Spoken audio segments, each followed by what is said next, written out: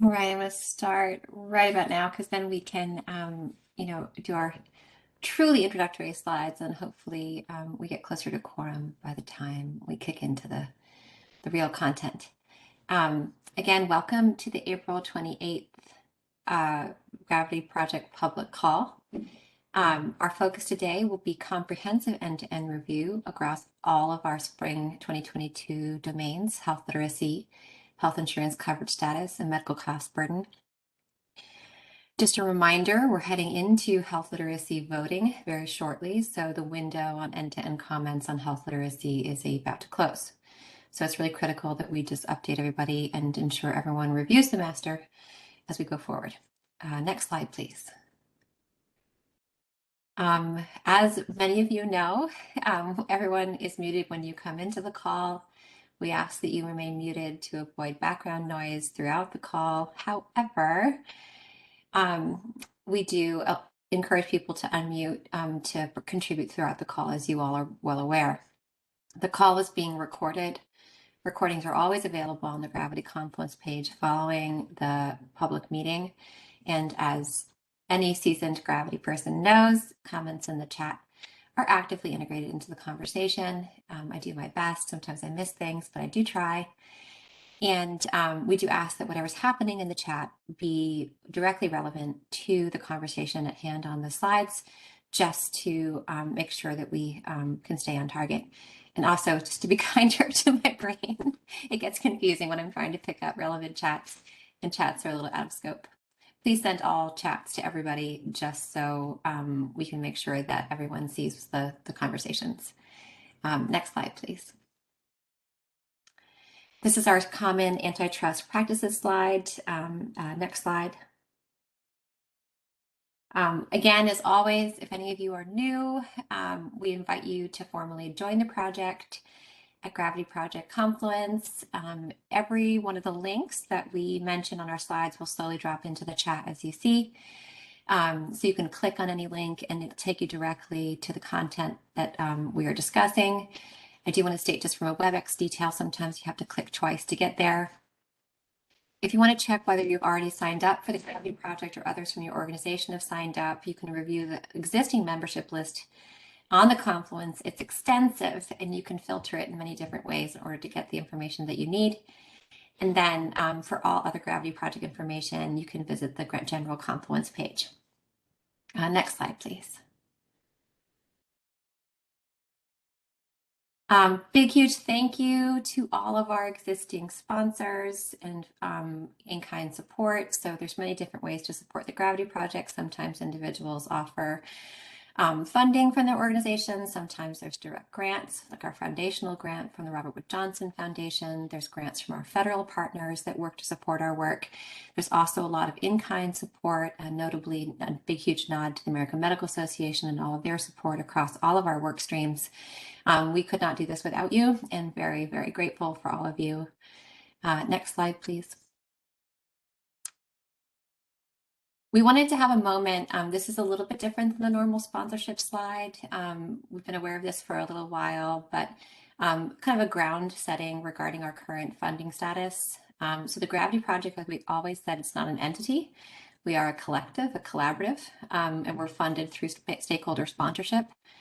We are currently facing a funding gap that requires prioritization of our activities, and this may affect meetings and events in the coming months. You might see things that were previously on the schedule being sunset just until we right our ship. Our priority, I want to reassure all of you, is to preserve the collective domain work, STU2 balloting, and within that, the public forum. Like this meeting every other week is the heart of what we do. And along with the domain work and STU balloting, that will continue. Some of our committee structures might change frequencies and things like that, and some other works might be postponed. But we are in a current funding gap that is requiring prioritization, and these are the elements that are prioritized. We also want to state just very, very plainly, it's more important than ever to direct any sponsoring activities to the Gravity Project. We have an amazing effect. We are well known for what we do and applauded for what we do. We really do need support in order to keep on doing it. You can email any ideas with sponsoring to gravityproject@emiadvisors.net or visit the Confluence, and you can look at the Gravity Project sponsorship information there. I do want to state that, as I mentioned, that third bullet, our priority is to preserving the collective domain work that we're doing now, but in our current funding gap, we may need to pause fall domains if we don't achieve enough funding. So those domains of the food access work, the neighborhood safety work, digital inequity, including digital access and digital literacy, unless we have enough financial support coming in over the course of the next few months, just reasonably that work would have to be postponed until we have the funding to do it. So if anyone has any ideas about sponsoring, please send them to the Gravity Project at emiadvisors.net. Next slide, please. Any questions on any of the elements that I mentioned previously? We're very grateful for all of you and your support. And again, really just a huge thank you to those who've with their labor and with their financial resources are helping us do this work. We're going to be having a brief announcement page, and then we were going through project schedule and overview. We'll go through the end-to-end review. There's a few things to update. Greg, our technical director, will give a technology update, and then we'll close with community homework and next steps. Next slide, please. Oops, I think we went backwards. I think we're still going backwards. There we go. All right. There we go. Okay, good. One more. Okay, one more. And then great. Okay, next slide. Perfect. Thank you so much. So I do not see Evelyn on the call right now, so I'm going to go through these myself. So there's a really amazing group of synchronized work going on in the ecosystem. It's like Gravity and Friends. We do want to make sure that folks know about the CDC's SDOH Public Health Use Case Work Group. It's a part of Gravity.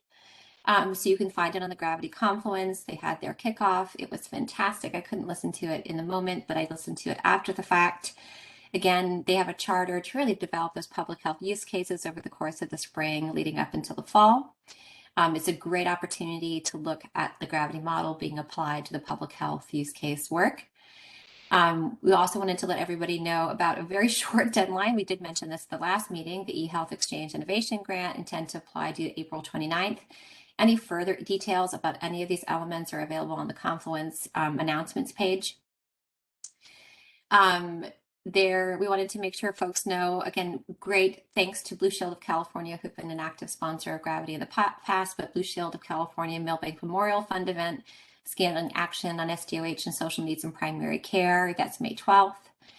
We also want to make sure that folks know about the ONC's SDOH Information Exchange Learning Forum, which is happening March through July. Again, you're going to find a lot of really common voices in that group, a lot of people who are Gravity partner and friends. So I really do recommend moving on and participating in that learning exchange because it's a really great way to focus and our work in other spaces with other voices. We also wanted to make sure folks know about the White House announces the 5 life experiences for collective focus and improvement. A lot of them touch upon areas that we have mentioned in our work. There's, again, more information on the Confluence, specifically financial strain, moving in and out of financial strain situations. There's also incarceration elements, and so there's a lot to look at there, and you can find that on the Confluence. And I think that's close. Is any details, anyone on the call want to give details to those elements that I might have missed?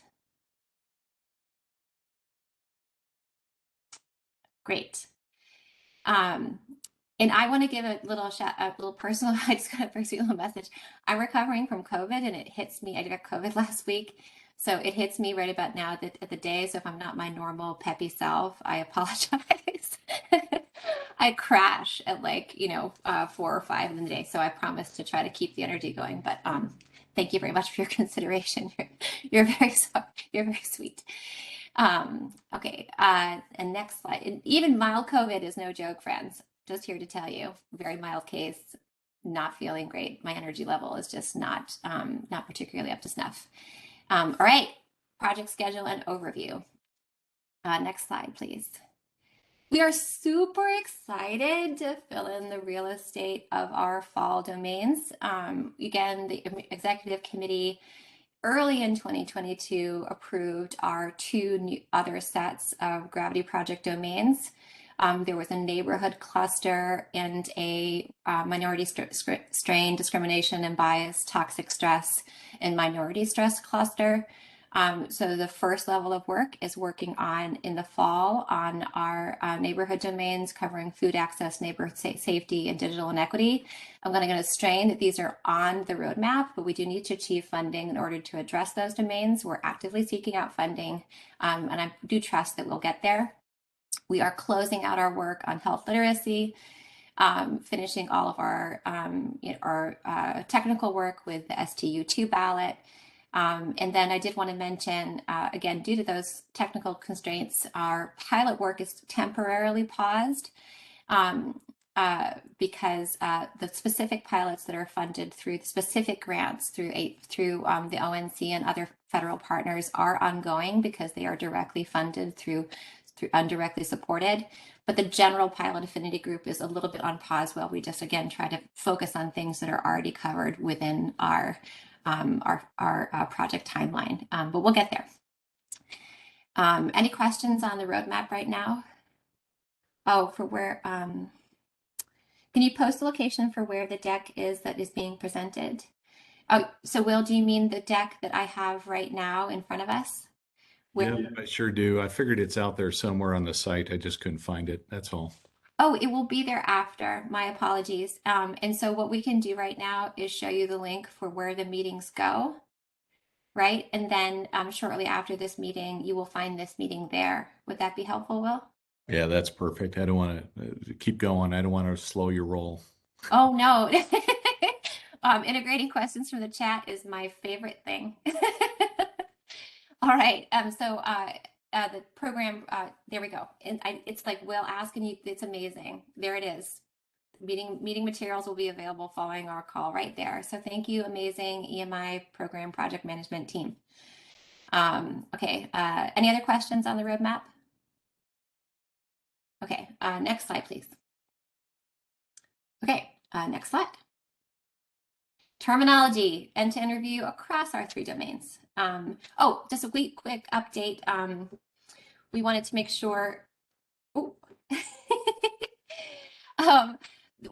we are down to the wire for the comments on the spring submission to ICD-10 Coordination and Maintenance Committee for Gravity. The submission, you can find it on our Confluence page. You can find a draft letter of support on the Confluence page as well. You can find the whole presentation of the agenda that was presented at the March meeting on the Confluence page as well. This is the window to support those terms. There's a lot of really critical terms that build off of our past work and update in our current work. Again, it has to be in by May 9th, so it's right around the window, right around the corner. Next slide, please. Next slide.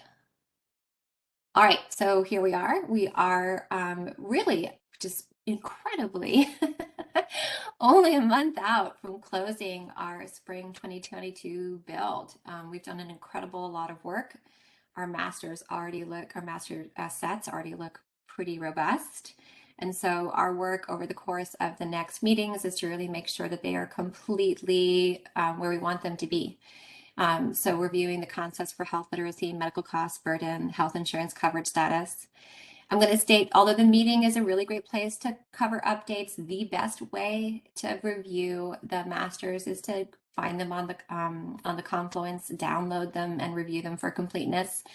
The Confluence spreadsheets, the master spreadsheets on the Confluence can be filtered all kinds of different ways to look for different program types, different activities, and they have tabs for each of our activities, screening questions and answers, diagnoses, goals, and interventions. So to really make sure that we are where we want to be, it's a matter of downloading and reviewing those masters. Next slide, please. Again, here we are, reviewing. Next slide. Okay, so we forgot this slide last time. I think you heard me mention it in the middle of the call.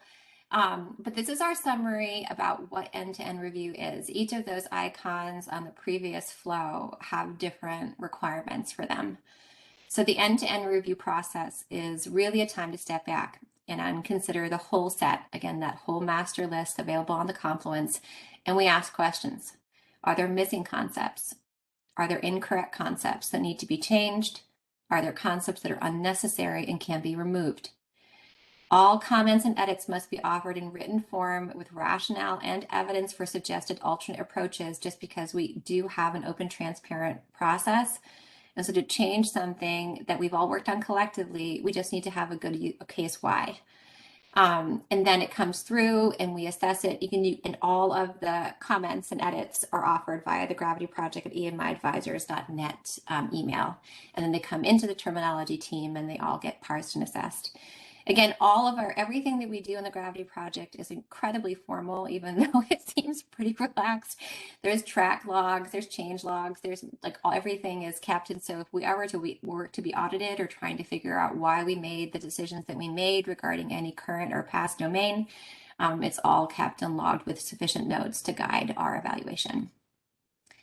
Okay, so this is the end-to-end review process. Any questions regarding this? This is the work across all of our domains right now. All right, next slide.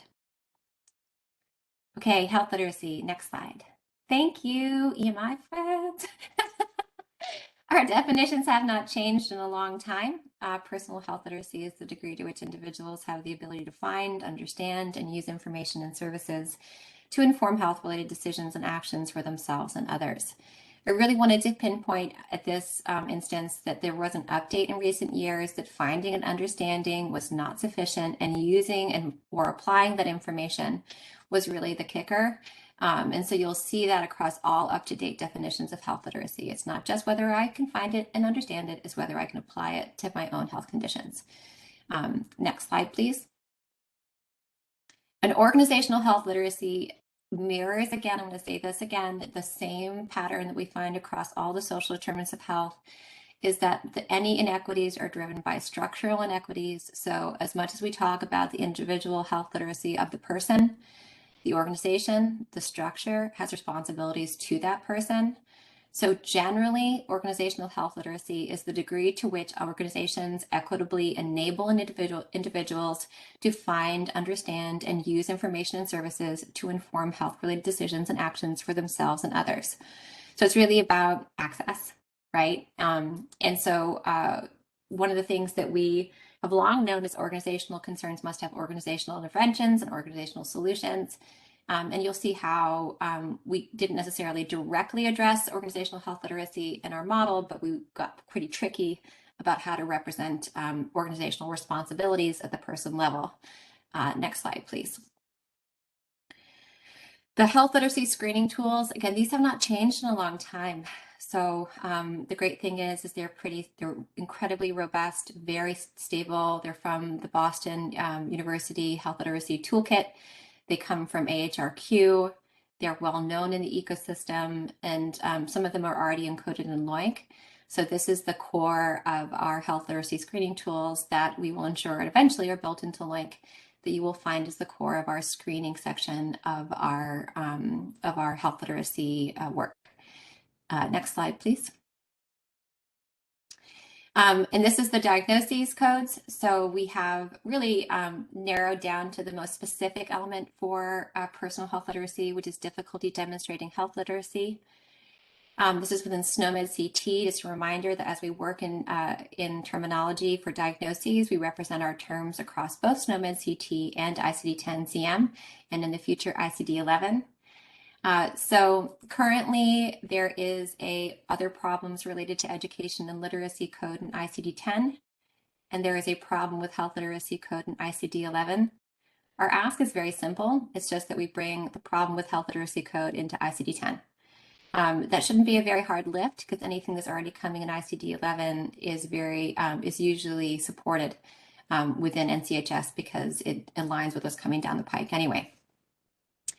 We had a little bit of conversation about this 2 weeks ago, and an even greater conversation a month ago. So the next topics, it's very difficult, very challenging, I'd say, to represent some of the structural concerns and the structural problems that we know perpetuate the inequities that we see within current terminology, because the terminology largely focuses on the person.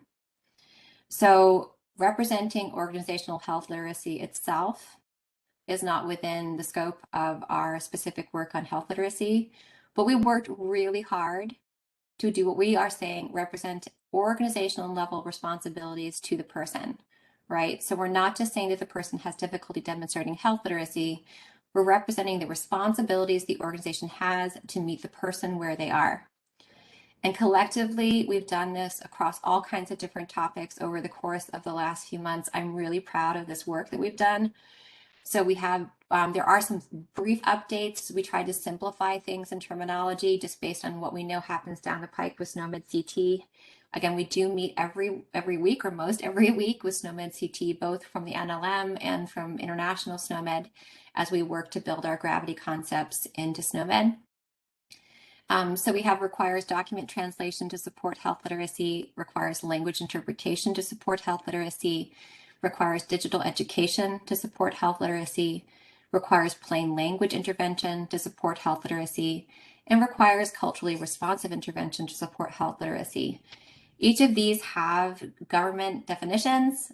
To align, we do know from our work with SNOMED that it's best to have a definition that has a federal common definition across the US ecosystem.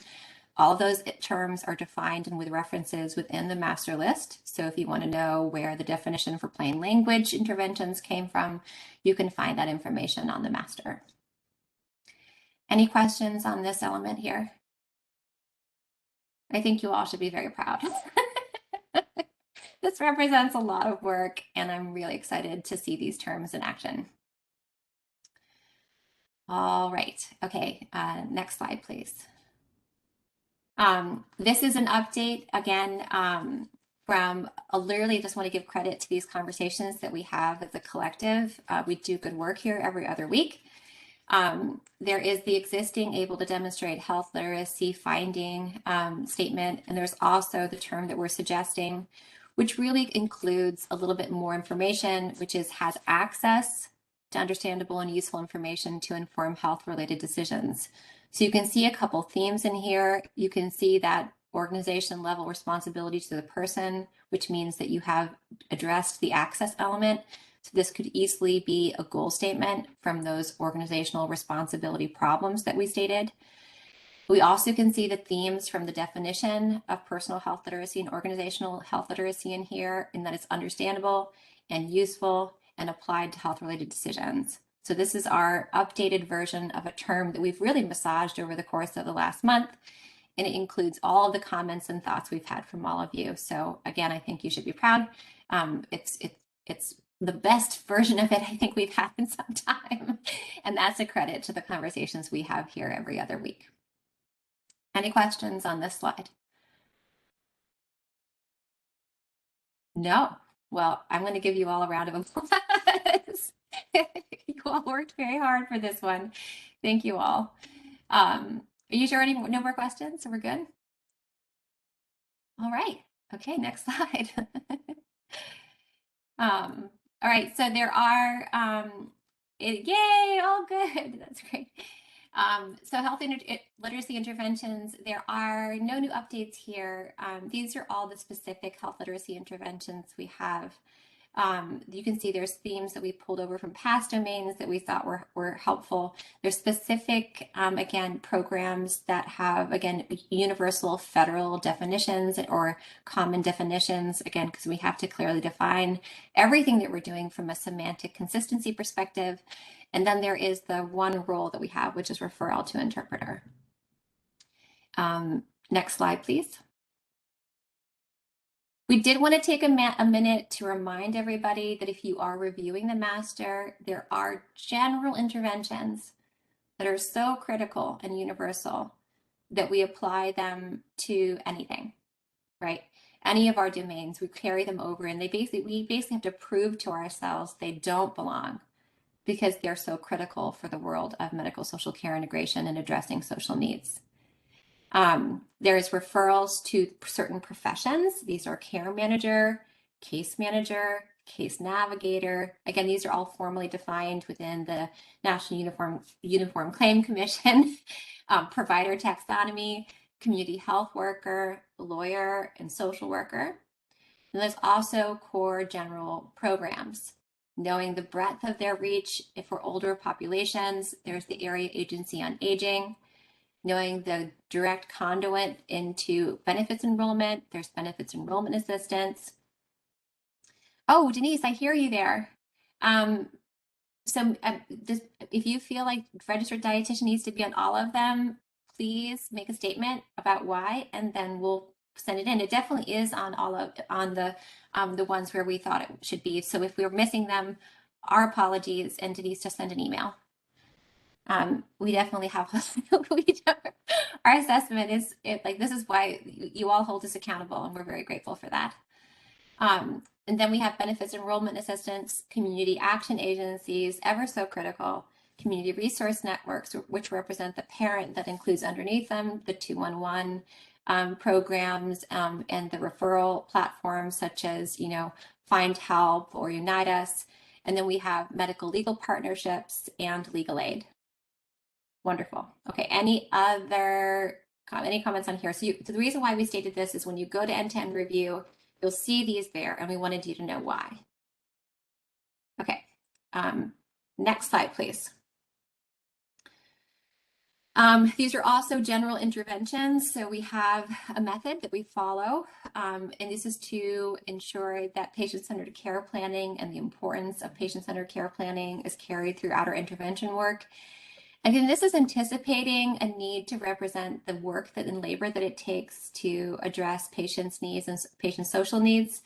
So through all of our different masters, you'll find assessment of communication barriers, coordination of care plan or care team, counseling for social determinants of health risk, assessment for the domain, assessment of barriers to achieve the goal, care plan, etc. There's all of these terms that you'll see on every single one of the master sheets, and we just wanted to let you know why.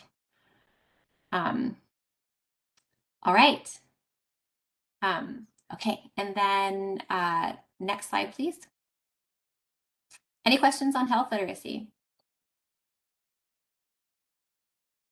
All right, we're a quiet group today. I guess that's a good thing. There is a point when people are like, that's pretty okay, that we know we achieve when we do this work. I'm anticipating some more comments as we get into the next two domains, though. Health literacy, again, is at the end of its end-to-end review. It goes into the vote the next time we see each other. So your window for commenting and revising that set is closing, and we really hope that you get any comments that you have in. Just being easy on me. Oh, please stretch me. No, it wasn't a poor Sarah thing. It was, please, if you're adapting your presence in this meeting because I am recovering, that is not okay. All right. Next slide. All right. Health insurance coverage status concepts. All right. Next slide. You all are very funny. There's very little changes as we go forward in this set of information. The biggest changes you'll see are in medical cost burden. So this hasn't changed. Again, we just want to make the biggest change was the notable comment from our colleague Lucy, and echoed by many of our people in the ecosystem, that although colloquially health insurance status might be comprehensive, but to really be inclusive of all types of health insurance coverage, including federal plans coverage, was necessary. So it's health insurance coverage status going forward. And then again, that does align with the federal definition. Okay, next slide, please. There's some updates here. So number one, we updated the SNOMED term for the absence of health insurance to include the coverage statement. Again, that makes it inclusive of all types of coverage, including Medicaid, Medicare, and private insurance. And we had yet to offer an ICD-10 code. It's just been, we had commented for a long time on the insufficiency of the insufficient social welfare and insurance coverage statement that exists in ICD-10. And so to make something better, as we do, we offer a code that's in alignment with existing ICD-10 taxonomy, which would be insufficient health insurance coverage. You can see it's fairly generous because as we build into ICD-10, we really have to be quite frugal. The amount of terms that are approved in ICD-10 are vastly lower than the terms that are the flexibility we have with SNOMED CT. So you could see how one would, underneath that ICD-10 term, there are a lot of inclusion terms, which are basically refinements of the meta term that would be able to be added, like including not having health insurance or having insufficient or having health insurance insecurity. Again, we're only covering the no health insurance right now, but we think that this term gives us the most leverage and the most breadth and has the most likelihood of being approved as we go forward. So yes, there is a need to discriminate between none and insufficient. That is something we have in our future roadmap of domains. The real estate we were occupying right now was really differentiating health insurance from medical cost burden. This is directly in response to a submission to ICD-10 that happened in the fall of 2021. Again, we try to build with future use cases in mind. So even as we're pursuing directly this concept, we build with our understanding of the taxonomies in order to allow other terms to come in and be logically placed.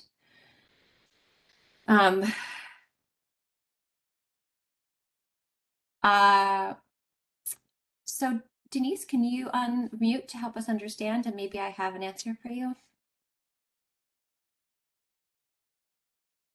Are you talking about this? Hi, are you talking about the state rules that are so draconian that are coming down? Is that what you mean, or how can I understand? So my discipline has been because we see transgender populations and they are having a lot of trouble getting and of course when like we're at the WIC, even counseling them, we look in documentation, it's not here. So yeah, so your audio is pretty challenging. But I think I understood what you said. And I do gender affirming care in my family medicine practice, so I think I get the predicament and the use case you're talking about. And so I just want to state that there are other terms that cover inability to follow a certain treatment plan because of X, right? So that specific use case might actually be better represented by another term, but we can explore that. Yeah, I mean, and that's actually a lot of real estate we're unpacking within some of the very rarely used codes about inability to follow prescribed dietary regimen, et cetera. You'll see there's a lot of real estate that Gravity's expanding to talk about social drivers, external drivers that are affecting a plan of care. That might be the best. And sorry about the planes. Just specifically, I want to take a lot of time, but you said I could. Malnutrition. Yeah, if you email now. Yeah, email it to you. Again. I am having a hard time hearing your audio, and I don't hope I'm not alone. But if you have any specific submissions for this, and also Denise, you can also just always write me, and we'll figure it out. No. Okay. I just wanted because to put it. I got it. I'll email you. Wonderful. Only it's just because your audio is very odd and it's hard to hear. It's like you're in a tin can. So if you email me, I'll ensure that all of your brilliant thoughts are integrated. Okay. Wonderful. Next to the airport, and the war has got the airport going crazy. Sorry. Oh, there we go. Okay. That makes sense. All right. I'll email you. Thank you, Denise. Wonderful. Any other comments on this page? Okay. This also represents great work. So everybody, good job, good team. Next slide, please. Very few updates to this. The only update is that we added the coverage element because Has Health Insurance wasn't sufficient, doesn't cover all the coverage types. And so that was our just updated to ensure that we align across all of our build and be as inclusive as possible. Next slide, please. Sarah, what about military? You have veterans, but what does military count here? You mean the reason why these terms are bolded is because they already are there. We specifically, and so anything that already is there, we asked to build. We are adding a general term because sometimes you just need a general coverage term. We can work. We have an amazing relationship with the DoD and the VA. They're some of our most engaged colleagues, and we're very, very grateful. We have a direct line out to them regarding another topic regarding the veteran build, and so we'll ask them about support for adding a different term. But the reason why these are here right now in their specificness is because they already exist with SNOMED CT. I was thinking about TRICARE since you specify, or somebody does, veterans. Correct. Right. Military is also significant, especially Oh, for Charles. their dependents.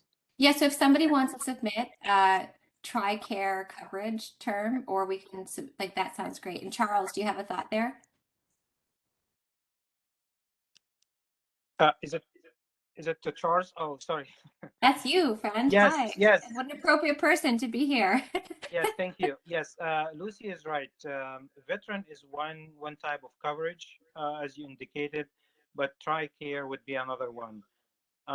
There is another third one which is tricky, but I don't know if it would be a good idea to include it now or later.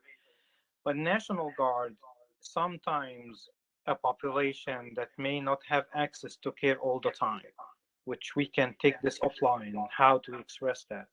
But they definitely a population that can benefit from the coverage status. Over. So Charles, would you send an email as a formal review, because we are in like formal review for these sets now? Sure. Can you just send an email saying Charles recommends TRICARE and blank other coverage, and then we can put it through the machine and it'll be here. Absolutely. Awesome. Thank you. Deadline. Lucy, what? Deadline. Deadline really, so it's the next month, right? Okay. Excellent. I thought you were going to say yesterday. Well, no, it's actually the next 2 weeks, I guess. It's okay. Because we have one meeting now. We have one meeting in the next 2 weeks. We vote in a month. Absolutely. Okay. Yeah. So in the next 2 weeks is the best. You got it. Thanks. Awesome. Okay. Yeah. So we would have to have so Shelley asked, is TRICARE under private health insurance? I would not think so. Some of the problems with these existing terms within SNOMED is they have no definitions. So we create definitions for things we should submit that differentiate them. So part of Charles submitting it is submitting it with a definition, and then we can work it out with SNOMED in time. Because again, a lot of this stuff does not have a definition as it stands within SNOMED. Shelley, does that answer your question? Okay, yeah, and maybe it is, but the definitions will help sort it. Wonderful. Okay, and Tom is a +1 to Charles. Thank you. We are, yes, I big huge fan of trying to make sure our National Guard friends are represented. Any other questions on this slide? All right, next slide, please. All right, that is health insurance coverage status. All right, next slide. Okay, on to medical cost burden. There's a few big updates here. Next slide. This is not an update, right? So the definition, a measure of financial pressure resulting from health spending stemming from inadequate resources to meet medical cost needs, that's stood. I think I want to take a moment to remind folks of something that's really important. Again, the reason why we waded in is because we worked on elements of medical cost burden when we were doing our financial insecurity work over a year ago, because the experts we were working with clearly said as a kind of financial strain, it is basically a subtype of financial insecurity. So part of the reason why we are addressing health insurance and medical cost burden at the same time is that submission in the fall, again, which wasn't ours, put health insurance insecurity and medical cost burden and health insurance status all in the same bucket. So Gravity, having waded in the space before, waded even deeper to really try to create the swim lanes in line with our subject matter experts' recommendations, right? So this is kind of what's driving the spring. It was the urgency of making sure we had an intelligent response to NCHS regarding ICD-10-CM and the differentiation between medical cost burden and health insurance coverage. So the reason why I'm saying that is you can feel in the definition its alignment with the financial strain definition and financial insecurity work that we did last year, right? It's that financial pressure resulting from health spending. So things money I've spent, cost I have, and the effect on me, but those costs are all associated with medical costs. Again, no changes in the screening tools. Next slide. We did want to, so this is why I gave that heading. We had been working with our subject matter experts who are luckily subject matter experts in material hardship, in medical cost burden, and in financial insecurity. It's the trifecta. And they came down very clear. It's been an ongoing conversation that, and sorry for the formatting on this slide, but for a bit, we had some of our material hardship codes, which is like not having something, like not being able to afford a medical device or not being able to afford medication and coupled with our medical cost burden terms. And I'm going to walk through the rationale about why they are no longer here. And it's really because you can say them elsewhere, right? So the first statement that is the statement of the subject matter experts, which is basically not being able to obtain healthcare needs and services due to cost, which is medical material hardship. Like I cannot get my colonoscopy. I cannot get my stress test, that use case and that story, that patient story I told you way back in the beginning, right? Does not mean one has debt strain from accessing the healthcare needs and services, right? So again, if we follow that patient story I told in the beginning, my patient not being able to get the stress test because they could not afford it was medical material hardship. The thousands of dollars in debt that they have after they were admitted and were hospitalized, that is medical cost burden, right? So not being able to obtain it does not mean one has the debt or strain from accessing the healthcare needs and services. If we're getting a little feedback, can folks mute themselves if they're not talking? Thanks. And then the reason being one could elect to not get the study, not acquire the medication, and to not have medical cost burden, but you would still have material hardship. And again, we did cover material hardship and medical material hardship really thoroughly. We had submissions to ICD-10-CM regarding that. And so they felt really that it'd be better to just keep those concepts in material hardship where they are now. But we are going to audit that material hardship work that we did, because we did add some terms as we did our work here in medical cost burden. So we're going to loop back around and make sure that we audit that material hardship build for thoroughness based on what we have submitted here. Does all of that make sense? Please give me your comments and feedback. Or what do you all think?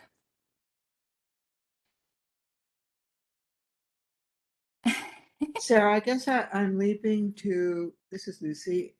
I'm leaping to interventions or care planning.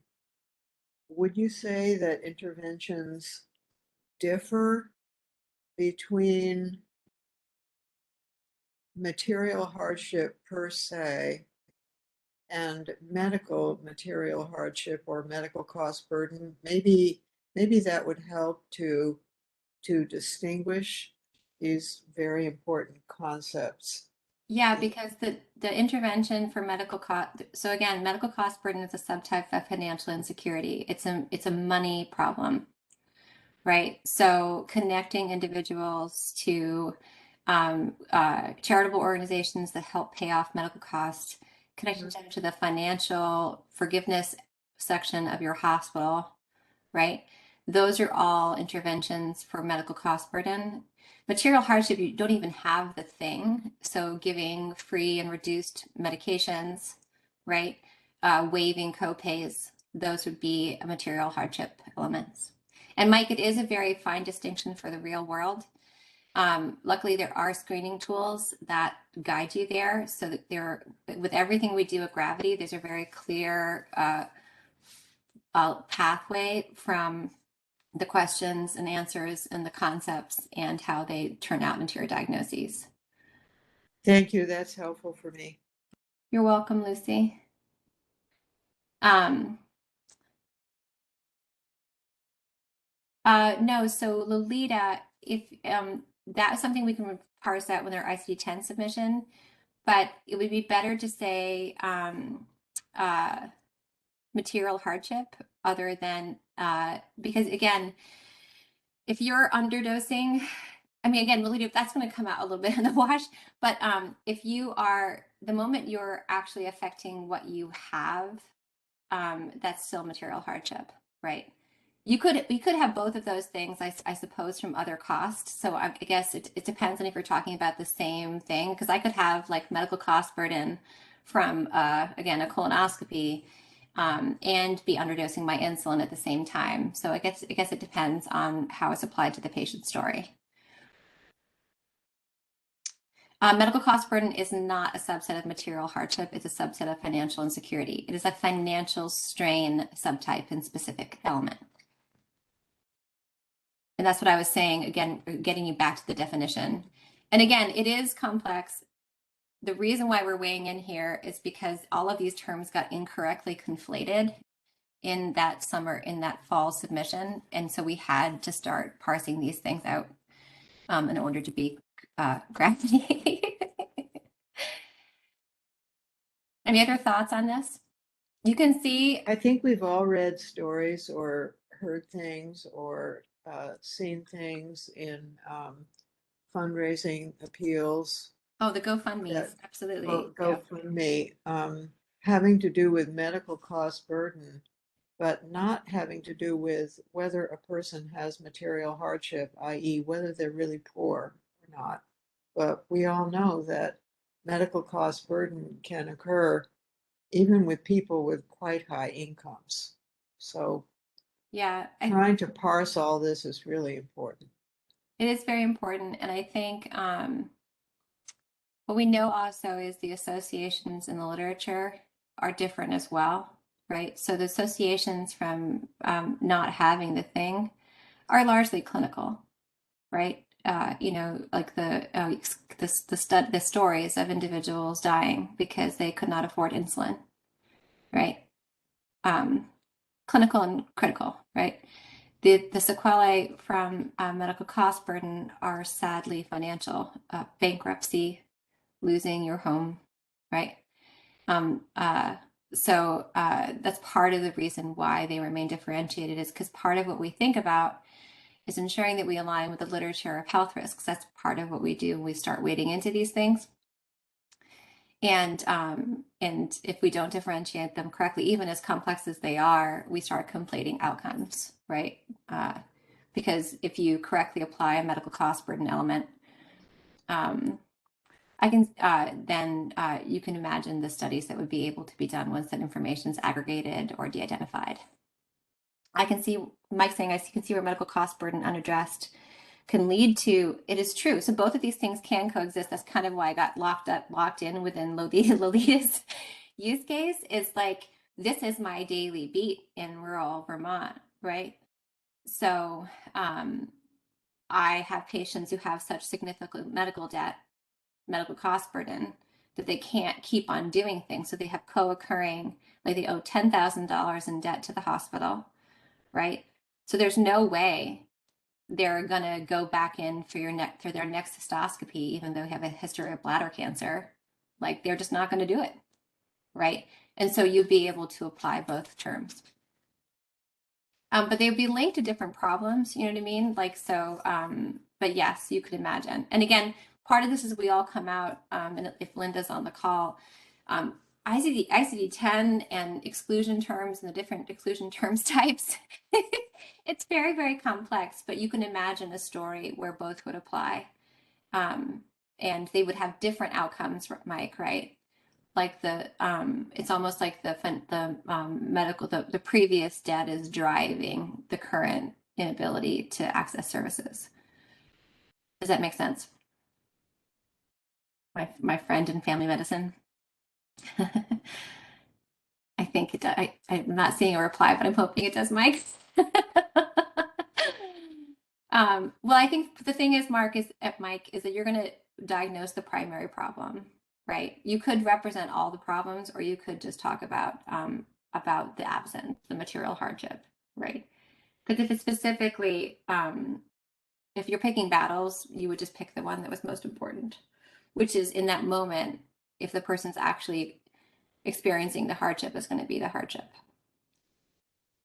Likely, again, not to assume anything. And this is partly, Mike, like this is partly why we make hypotheses. And this is why once we get our pilots fully funded, it's really important to implement these things in real world cases and get feedback. All the decisions that we're making right now are based on the literature and definitions and semantic consistency and needing to define things correctly and having like screening tools that go, logically to predictable outcomes. But we'll learn a lot as we implement these terms in real time and real care. Which one affects reimbursement more? Shelley, I don't know if I understand what that means.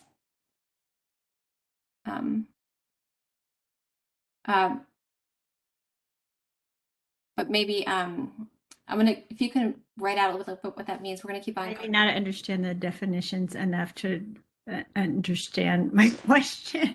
Like, is there a code for medical cost burden and then a separate code for medical material hardship? And are those codes linked to billing? And, is there a reimbursement tied to those? I'm just trying to understand if coding is related to those definitions and if those definitions have some type of reimbursement tied to it. Well, usually the Z codes themselves are not reimbursable, except for when, this is partly what I was talking about, referencing in my back of my mind when I was working with Mike, is you are allowed to use social determinants to as contributing to your medical complexity when you're doing a decision making, when you're doing E&M coding in a visit. I'm wary of talking about reimbursement when it comes to social determinants of health, only because it gets really tricky. Like here we are talking about medical cost burden, and it's really hard. It's like ethically complex to if you're dealing with somebody who's underinsured to talk about getting the most from my visit from a financial perspective, but those terms, specifically the Z codes, would need to be integrated into some kind of medical decision-making element regarding the new AMA E&M coding guidelines that came out a year ago.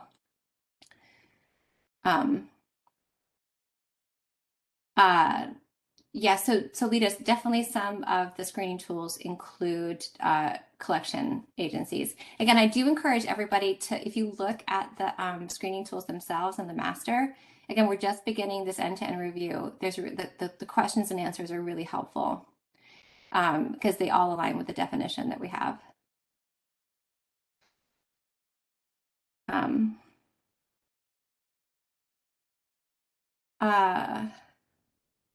So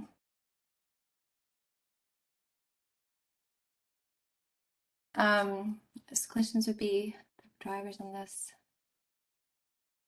I'm just trying to figure out. I think maybe I'm trying to figure out people's questions the best here. So we might be making it more complex than I'm just trying to figure out I don't know if so Mike, why is it a minefield? Help me understand. Unmute, even though I've got a lot of background noise here.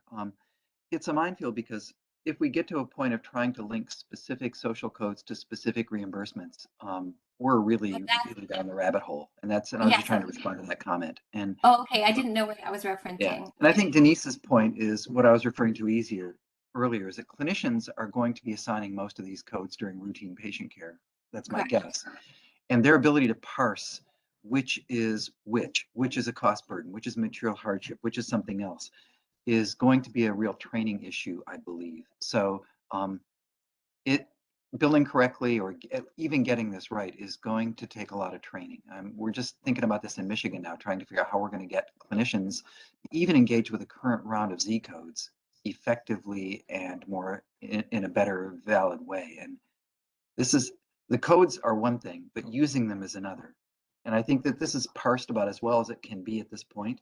Yeah. It's still going to be an issue. Yeah. But I think the work that's been done is really good. Yeah. And I do feel like, yeah, I mean, again, I'm really grateful to figure out what we learned from implementation. As currently stands, there is no specific Z code for medical cost burden, though I'm going to remind everybody it's a subtype of financial insecurity. So there will be no unique Z code for medical cost burden. Unless local folks and local provider organizations decide they need to put it in. And Oh, correct. But then that's the opposite of the use case, right? So this is us being conservative at this time, right? Yeah. To try to simplify things. And then should the implementation actually say, please give us this code, we will say, okay, this is what the Gravity Project learns from its ecosystem. So if we go to the next slide, I think it'd be helpful. So you can see our diagnoses. The ICD-10 code is still the same financial insecurity code it's been all along, because medical cost burden has always been a subtype of financial insecurity in our model, right? There's just more specific SNOMED CT codes that we have. There's still the financial insecurity due to medical cost burden code, right? That's always been, even though it's not built yet, I can't say it's bold, but that's been in existence since a year ago, or in our work last spring. There's just specific concepts. Again, maybe this is part of NTEN review. Maybe we don't need excessive out-of-pocket medical expenses. Maybe we don't need excessive medical debt. We already had agreed on financial insecurity due to medical cost burden, so that one's not going to change. So part of NTEN review is saying, actually, I think those other two are just confusing. Let's just keep financial insecurity due to medical cost burden. I'm not saying that's my comment. I'm just saying that that's part of what we can do in this space.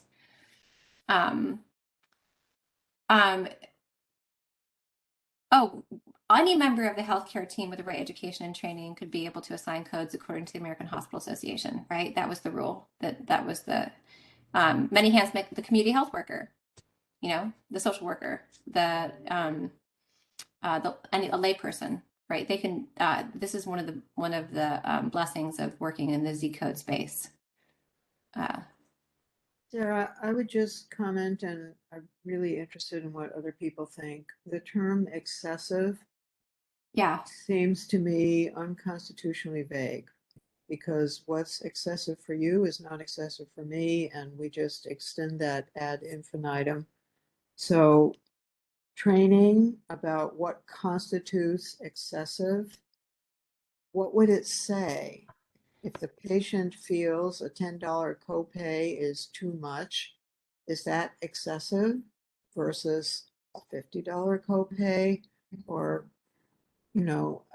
tiered pharmacy schedules, tiered drug schedules? A lot of people might feel that tier 3 is excessive, but the pharmaceutical industry would not.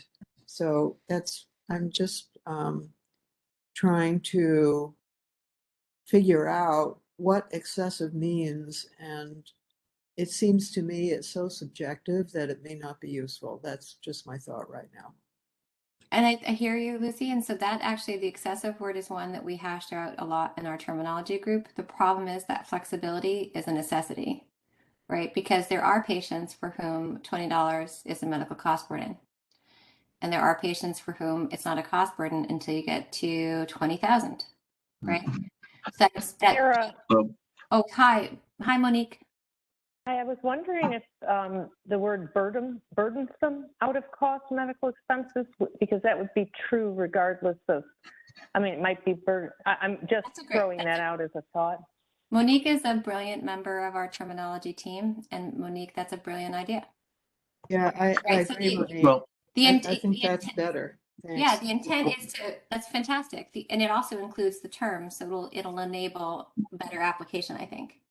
I would throw out a notion from the housing world where excessive is defined as more than 30% of the household budget. So I don't know what the percentage would be in terms of healthcare and medical costs, but defining it as some portion of income might be a way to make it more broadly applicable. But the problem is that it's also in relation to other expenses, right? Right. Yeah. Well, So but same with housing and Yeah, know, so food and such. So it's difficult. yeah, so the medical cost burden, yeah. So yeah, so we do, that's an interesting idea.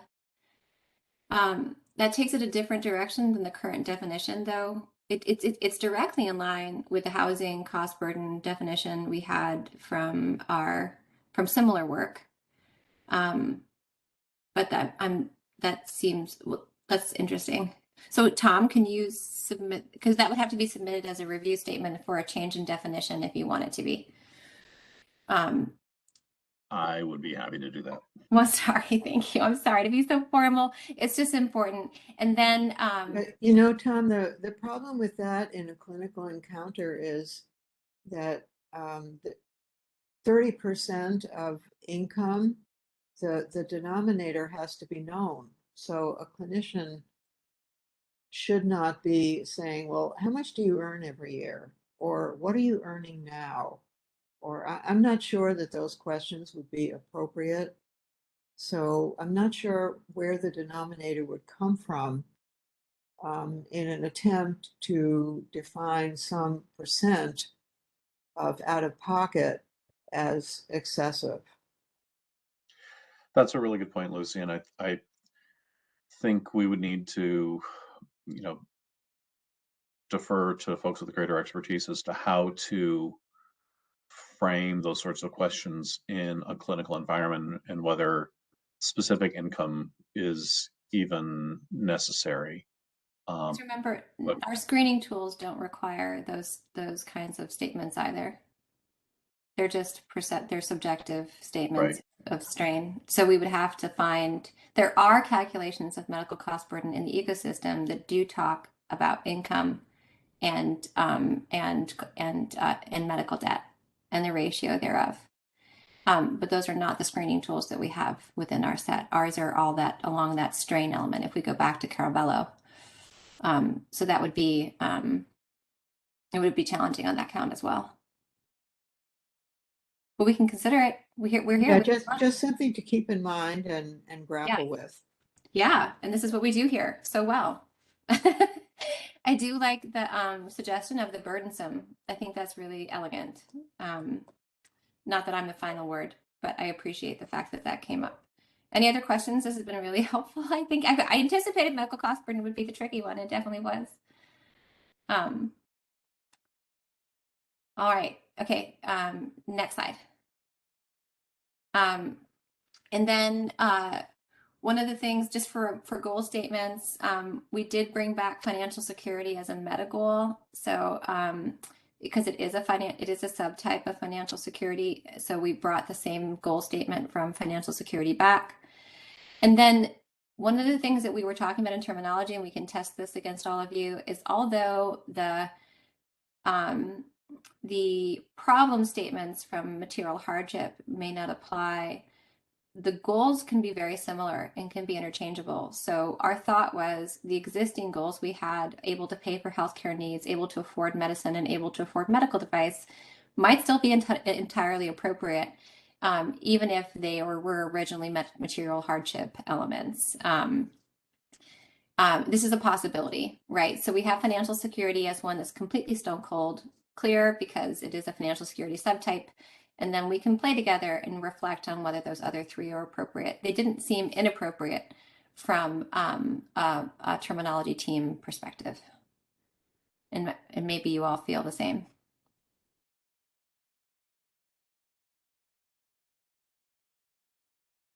Okay.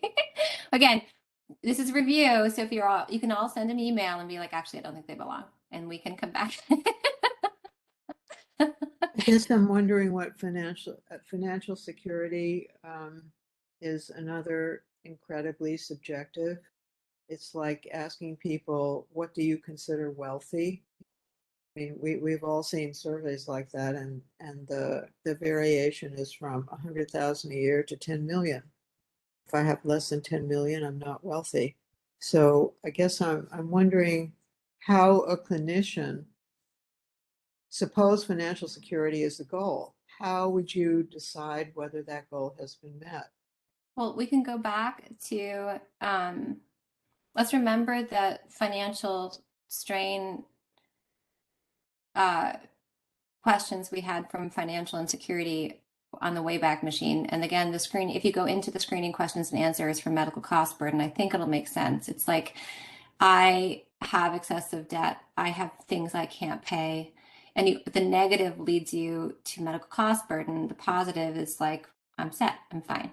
Right. And the same thing with financial insecurity. Like I feel strained by my ability to pay for medical needs, food needs, housing needs, etc. I am not able to cover my expenses. I have excessive debt, right? Those are all subjective statements. And so there's never been a quantifiable way to say, like, this person is definitely not definitely financial secure, and this person's not. It's always been a perception. That's why it's really akin to a stress element, right? So the strain and stress line that runs through financial security and medical cost burden are really important. So as much as they want to quantify it, by definition, there's an element of them that are subjective. Sarah, we might here again consider the negation of the two bad things on the prior slide. So we might consider leaving this, but offering more granular things like no burdensome medical, out-of-pocket medical expenses, no burdensome medical debt or something. We could offer some more granular subtypes as well if that turned out to be worthwhile. That sounds great, Monique. I'm having a hard time following the chat. It might be my COVID brain. So if there's something that's really important, please let me know. I think there's a little. We were carrying on a sidebar conversation about just some of the arcane, arbitrary rules about who can assign codes and who's. I remember. That's out of scope. So yeah. Okay, as long as I'm correct to just kind of like squint and say, I think we're okay to keep on going. Yeah, we can keep on going here. Okay. Next slide, please. All right. So there were very little changes to health literacy, hardly any changes to health insurance coverage status, some significant changes to medical cost burden that we all need to have a collective think about, right? We have some things that are coming in via submissions, like we have some health insurance coverage elements we missed, and Charles is going to submit them. But again, these slides will be available for future reference. You can go into the definitions for financial security on the Confluence. You can see the screening tools for medical cost burden and how they relate to this element. We can collectively think about whether it's quantifiable or not based on our screening tool selection and our definitions. But this is appropriate work for this stage, right? Where it's fine tuning, it's tinkering, right? Because we've done a lot of work to build and create a master list, and now we're just tweaking here and there. All right. Which again, we should be proud of. Like the fact that we have something we can sit back and look at and be like, we need to just monkey with this and monkey with that is pretty great. Next slide, please. We're almost out of time. It's been here. I think that we're gonna we never have short meetings. I should literally never say that. Next slide. I wanted to just loop back because in our health literacy end-to-end review comments, we got a couple comments on the USCDI V3 presentation that Mark gave. Mark, again, is our amazing policy advisor within the Gravity Project, and he sits on the interoperability standards work group, and he reported back to us status on the recommendations to HITAC from the IS work group, and the elevation and the approval of those to sending off to the national coordinator. So after the last public call, we received a review comments on the new HITAC approved health status elements for USCDI V3, pregnancy, functional status, and disability status. We just need to remind folks that those recommendations happened outside of the Gravity project. So the way submitting comments to us is not the way to have your voice be heard.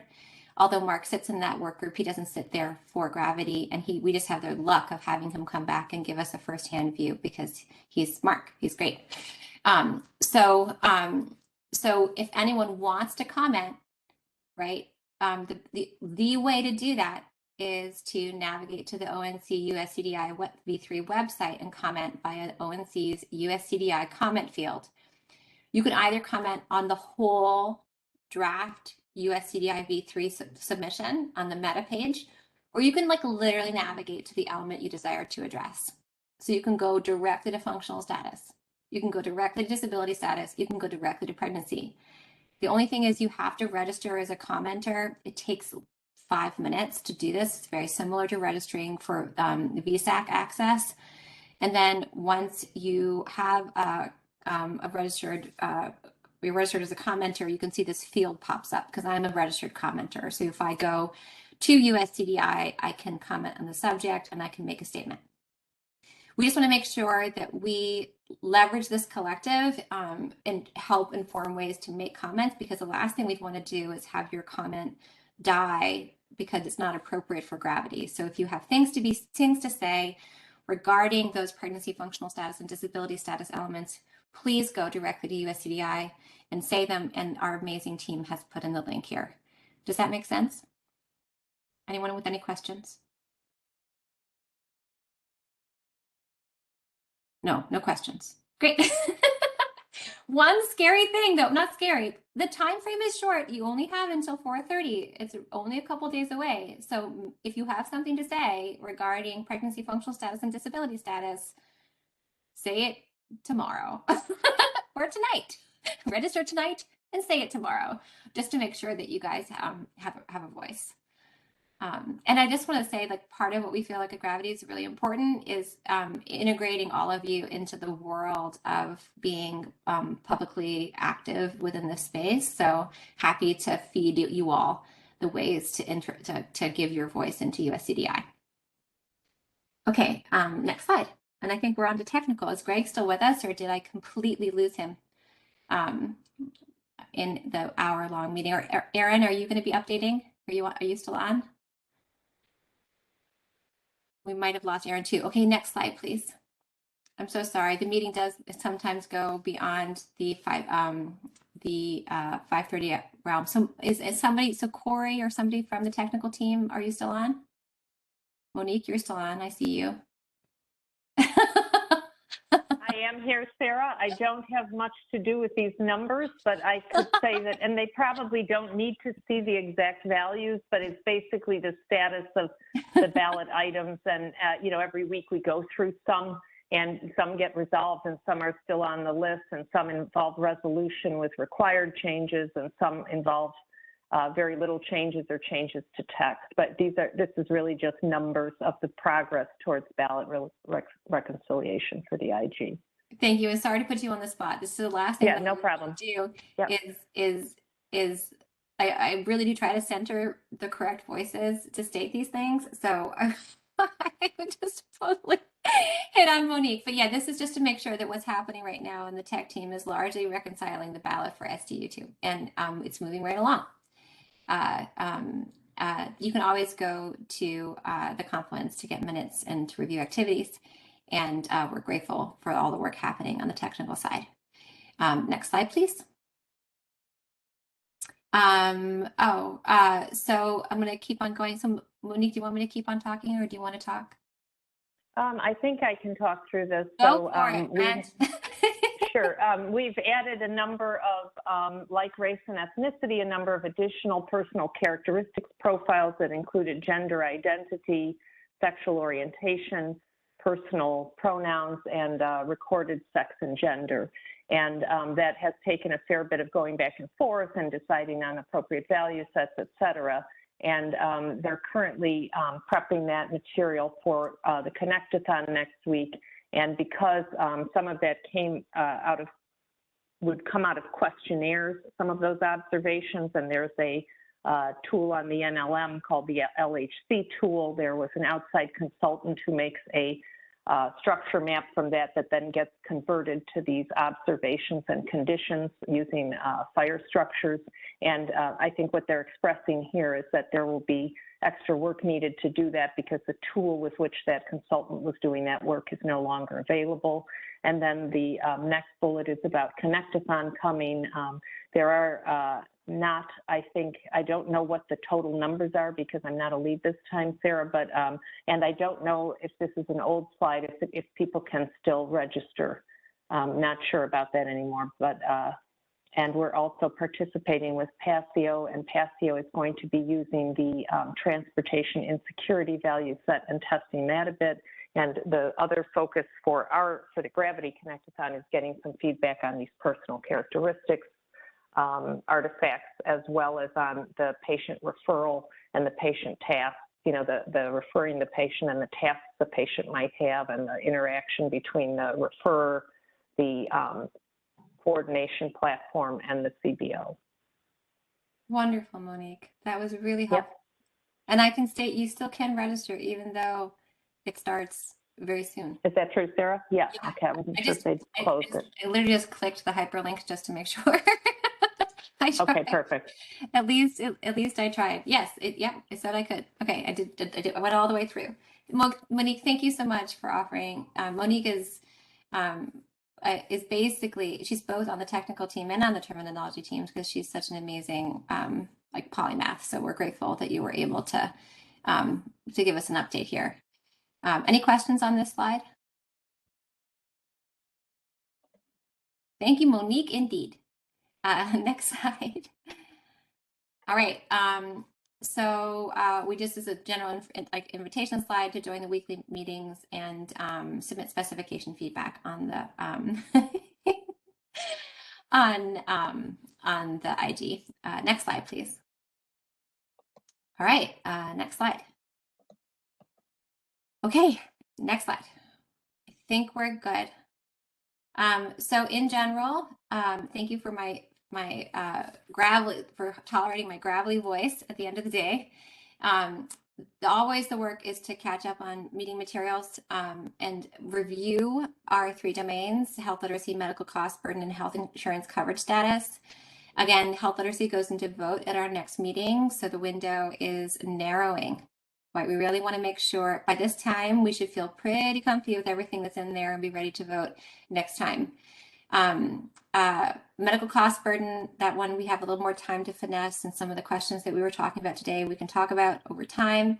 Health insurance coverage status, we have a few updates and things that were coming in from our federal partners. Thank you, Charles. Thank you, Lucy, for bringing that up. Very helpful. I'm just going to close again with what I started with, that even though it's not on this slide, we are famous for our collective. And I say famous, I mean like famous in this space. It's not like we are known. Our strength is in our numbers and the fact that we have an open collective, and that is so successful that, you know, colleagues in the ecosystem want to mirror our processes in order to do other work. Right. And it's incredibly rewarding, and it's great. You know, it's a great honor to have all of these amazing relationships. We do need our friends to help us find additional sponsorship if you can. Right. Because the last thing we want to do is postpone our work in the fall. So if anyone has any ideas for increasing and supporting the work so we can continue our work, again, please let us know. You can do it either via direct email or you can do it in the fall. We're pretty efficient, so it actually doesn't take incredibly much to run our little clan. And I just want to let all of you know ahead of time that in our current funding gap, there will be some things that will be postponed and canceled, but this work of this meeting that happens every other week and continuing our spring domains, that is the heart of what we do, and validating our STU2 IG. So just know that that work is identified as priority. So we hope to see you here in 2 weeks, and we're very grateful that you participated. Anything else before we go? Thank you all. We will see you soon. Looking forward to emails about all the formal comments. Thank Thanks, you, Sarah. friends. Thanks, Take care of Sarah. yourself, Sarah. Bye. Feel better. Bye. Always great meeting. Bye.